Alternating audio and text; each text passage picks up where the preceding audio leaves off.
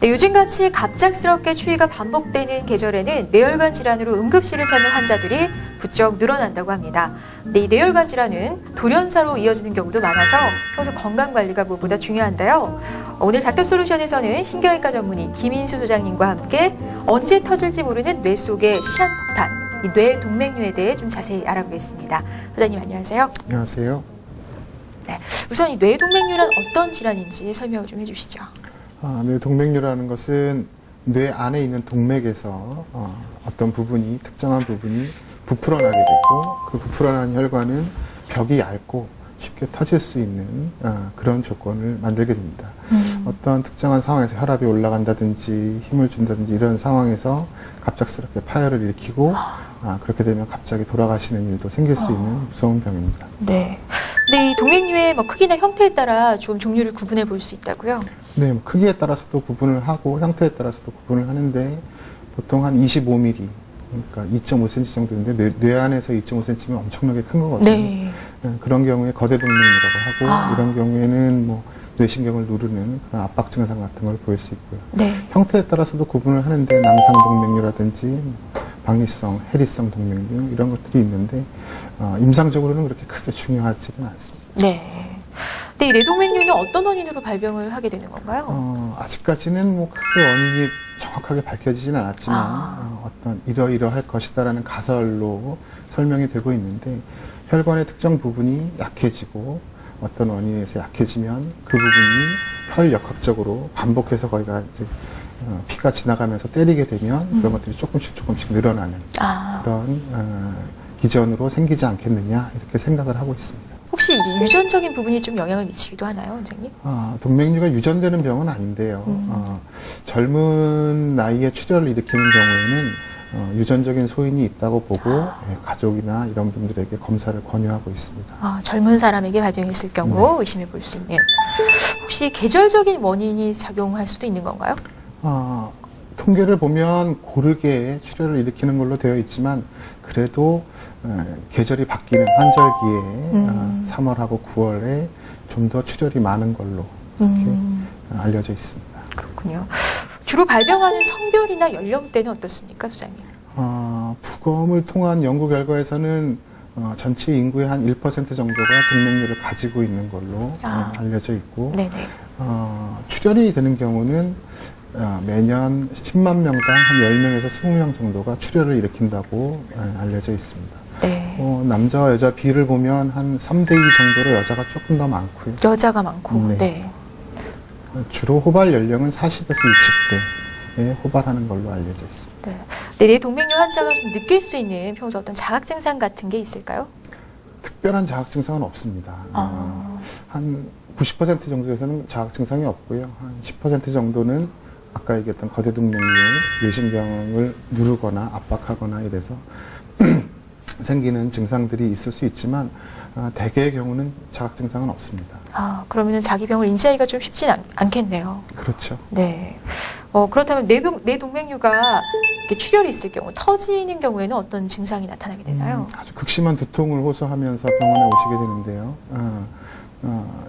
전혀 자각 증상이 없다가 어떤 특정한 조건에서 동맥류가 파열이 되면 뇌출혈을 일으키게 되고 그런 출혈의 이름이 이제 지주막하 출혈인데 네네. 거미막하 출혈이라고도 하고 그런 출혈이 생기게 되면 그 출혈이 뇌를 자극하게 되고 뇌압이 올라가고 이러면서 두통을 동반하게 되는데 아주 특징적이어서 언제 뭘 하다가 갑작스럽게 두통이 왔다 이렇게 기억하시는 경우가 많고 내 생애에 이렇게 아팠던 적은 한 번도 없었다 이렇게 기억을 하십니다. 근데 뇌 동맥류에 좀 출혈이 있는 경우 심각한 후유증을 남길 수도 있다고요? 네, 정상적인 생활을 하실 수 있는 분들은 어떤 보고에서는 한 18% 정도밖에 안 된다고 되어 있습니다. 아주 사망률이 높고 뇌 출혈을 일으켰을 때 보통 한 20% 정도는 어떻게 손도 못 써보고 돌아가시는 그런 위험한 병이고요. 요즘에는 그래도 수술이나 이런 것들이 많이 발전을 해서 예전에 비해서는 많이 좋아졌고 그래도 어떤 장애가 조금은 있지만 혼자서 크게 불편하지 않게 생활하실 수 있는 분들이 한 그래도 요즘에는 40에서 50% 정도는 되지 않나. 그래도 많이 나아졌네요. 많이 나아졌죠. 네. 그렇다면 뇌동맥류는 어떤 검사를 통해서 진단을 할 수 있을까요? 동맥류 진단은 혈관 검사를 하셔야 되는데요. 네. 혈관 검사는 뭐 CT로도 할 수 있고 MRI로도 할 수 있고 그리고 이제 가장 확진을 하기 위해서 하는 게 보통 혈관 조영술. 실제로 의사가 혈관을 뚫어서 그 안으로 관을 밀어넣고 그 관을 통해서 약을 쏴서 직접 뇌혈관을 관찰하는 그런 혈관 조영술이 확진할 수 있는 가장 정확한 방법이라고 하겠습니다. 네, 그러니까 주로는 혈관 조영술로 확실한 진단을 내릴 수가 있다. 자, 이 뇌동맥류 정말 파열되기 전에 조기에 발견해서 치료하는 게 무엇보다 중요하겠다는 생각이 드는데요. 자, 본격적으로 뇌동맥류 치료법 자세하게 알아보겠습니다. 소장님, 어떤 방법들이 있을까요? 일단 출혈이 돼서 오시게 되면 혈관 조영술을 통해서 어느 위치에 어떻게 생겨 있는지 먼저 확인을 하게 되고요. 그 이후에 치료법에는 크게 두 가지가 있겠습니다. 네. 그래서 첫 번째는 뇌를 조금 열고 직접 현미경을 보고 들어가서 찾아서 뇌 동맥류의 목을 이렇게 클립이라는 가위처럼 생긴 게 있는데 그걸로 이렇게 잡아주는 결찰술이라는 수술법이 결찰술. 있고, 네. 그리고 또 하나는 혈관 안으로 미세 도관을 동맥류까지 아주 깊은 곳까지 넣어서 그 안에를 코일이라는 백금으로 된 소재가 있는데 그걸로 그 안을 막아버리는 그런 색전술이라는 수술이 있습니다. 우선은 그 뇌동맥류 결찰술은 어떻게 이루어지는 치료법인가요? 전통적인 방법이고 한 10년 전, 15년 전에는 거의 모든 환자들을 이 결찰술로 수술을 했습니다. 네. 머리를 조금 열고 거기에서 골편을 조금 손바닥 반만하게 떼어내고요. 네.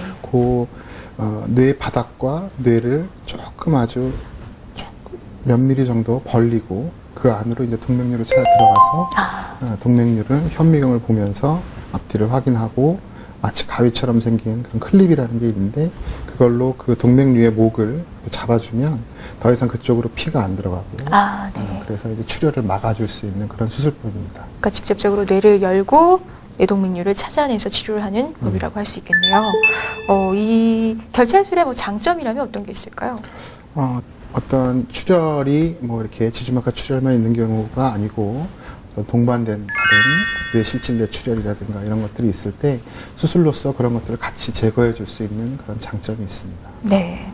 그렇다면 이 수술에 따른 어떤 합병증 같은 것도 있을까요, 선생님? 수술에 따른 합병증은 아무래도 머리를 열고 뼈를 떼어내고 하는 수술이기 때문에 수술 후에 출혈 같은 것들이 생길 수가 있고요. 네.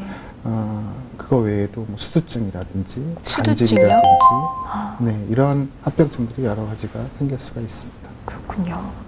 그렇다면 색전술, 결찰술이 좀 전통적인 치료법이라면 색전술은 좀 새로 개발된 치료법이라고 할 수 있는 건가요? 네, 이제 널리 사용되게 된 거는 불과 한 20-30년 정도밖에 안 됐고요. 네. 그것은 이제 의사가 혈관을 뚫고 거기다 관을 밀어넣어서 머리 안에 있는 아주 작은 혈관을 찾아서 들어간 다음에 동맥류가 있는 곳에 미세 도관을 꽂고 그 안에 이제 백금으로 된 코일을 말아 넣어서 더 이상 피가 동맥류 안으로 들어가지 않게 이렇게 해서 출혈을 막는 그런 방법입니다. 그럼 이 색전술의 장점이라면 어떤 게 있을까요? 아무래도 통증이 없다는 게 가장 큰 통증이 장점이 없나요? 예. 주사 바늘로 혈관을 한번 뚫을 때만 통증이 있고 네. 그 외에는 통증이 없다고 보시면 되고요.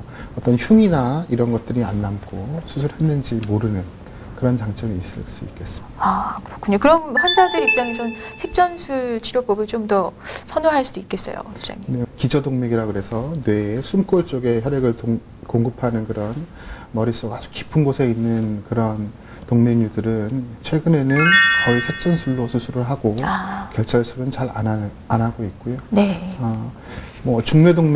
동맥류라 그래서 머리 이 표면에서 가까운 곳에 위치한 그런 동맥류들은 오히려 색전술보다는 결찰술을 많이 시행하고 있습니다. 그렇군요.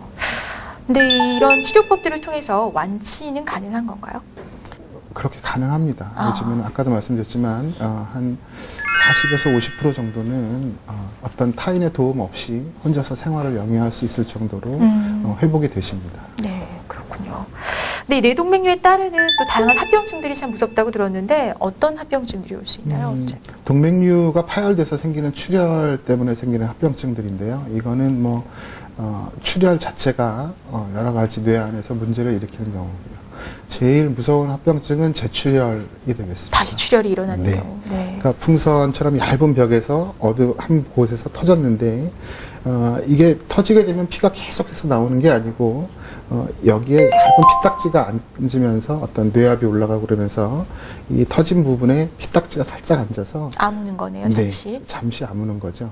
그 동안에 이제 수술적인 치료를 해서 더 이상 피가 안 새게 막아주는 그런 수술을 하게 되는 건데 일부에서는 그런 재출혈들이 생기게 되고 보통은 처음 24시간 안에 한 5% 정도에서 재출혈을 하는 걸로 되어 있습니다. 네. 그리고 처음 6개월 안에 한 50% 정도가 재출혈을 하는 걸로 되어 있는데 그 이후, 그런 이유로 인해서는 수술을 빨리 안 하게 되면 재출혈이 생기게 되면서 사망률이라든지 어떤 후유증이 남을 가능성은 아주 급격하게 증가하게 되는 거죠.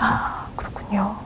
그리고 그 외에 뭐 합병증이 또 있을까요? 그리고 보통 이 피가 녹으면서 어떤 피에서 독성분, 혈관에는 독성분으로 작용하는 어떤 성분들이 나와서 그런 것들이 혈관을 공격하게 되면 혈관이 오그라들게 되는 혈관 연축이라는 그런 합병증이 있는데요.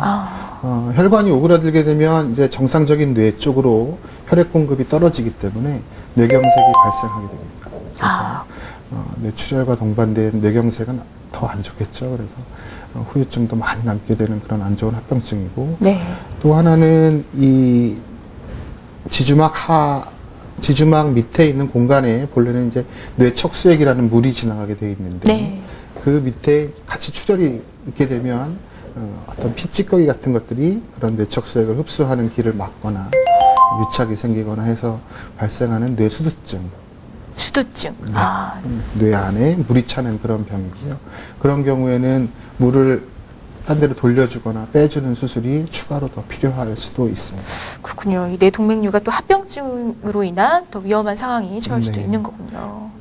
그래서 그런 것들이 출혈 이후에 시기에 따라서 처음에 한 며칠 동안은 재출혈의 위험이 높고 그 이후에 한 2주까지는 연축의 위험이 높고 네.